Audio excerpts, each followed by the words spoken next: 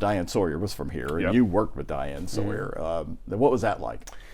She was always lovely. I was with ABC News for more than a decade, and she was anchor at Good Morning America and then the evening news. And she was always a supporter of the kind of work I did because I was principally overseas at the time, and this was at a time of war for our country, so I spent a lot of time in Iraq and Afghanistan. And she was a champion of stories in the field and tough stories. I remember I did a story for her from Iran, and this was during pro-democracy protests there. I remember she gave me a compliment because she said, that story was great journalism, but her then husband, now late Mike Nichols, and she said, but my husband said it was also a great film because it was a story powerfully told, and I'll always be grateful for that compliment and for her support. And I was always I told her my mom was from Louisville, so of course I think she appreciated that. You had a connection. Yeah. Working with Peter Jennings, who of course Mr. Foreign Affairs. Yeah.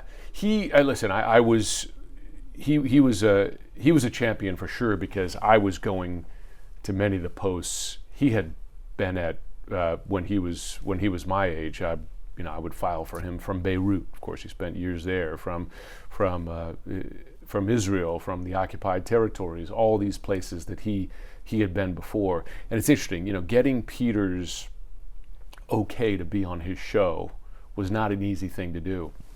And for a number of years at ABC, I didn't make the grade for him. It was, it was hard to meet his standards to be in his show. And it was one story that put me over the top with him. I was in Afghanistan. It was after 9/11, so soon after the American invasion. It was early 2002, and I wasn't getting on a show. So I went out on my own and I did a story on the returning Afghan refugees, so folks who were coming back to Afghanistan after years of fleeing war there. And I wrote it, and we edited it and just sent it back to New York. And hoped that he would watch it. And he watched that piece and said, that's a great piece, put it on the air. And after that, I was his guy in the Middle East for a period of time, which was special.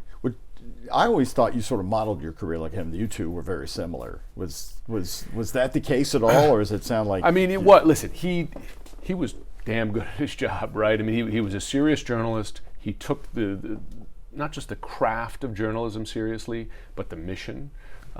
And he had a particular passion about covering overseas stories in the field. So being out there as a foreign correspondent for ABC in hot zones and trying to tell those stories not, with some in a measured way, not in a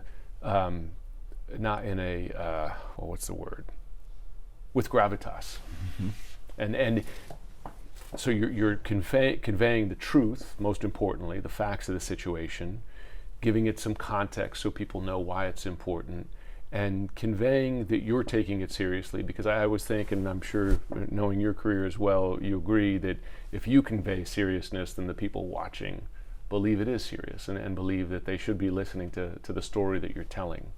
And then he also just had a way of doing it. He was serious about the writing good copy that wasn't cookie cutter, AI generated or something like that. That it was that there's a craft to it, and also then the way you deliver it. I remember it's funny how little pieces of advice stick in your mind, but he had said to me that when you're doing a voiceover for a story, that you can often convey a great deal with just a pause before a word, if you're about to describe something important or an adjective that stands out to carry across a human emotion, that a pause makes people stop and listen. And many of those things still stick in my mind. I do, like as I do my show now, the writing still matters to me.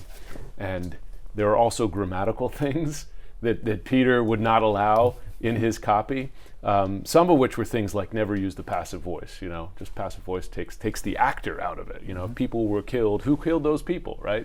But also just old school kind of grammar stuff. Don't split an infinitive with him. He was big into other like grammatical things like it's not over 1,000, it's more than, little things like that. Again, I'm a grammar nerd, but I got some of that from Peter Jennings.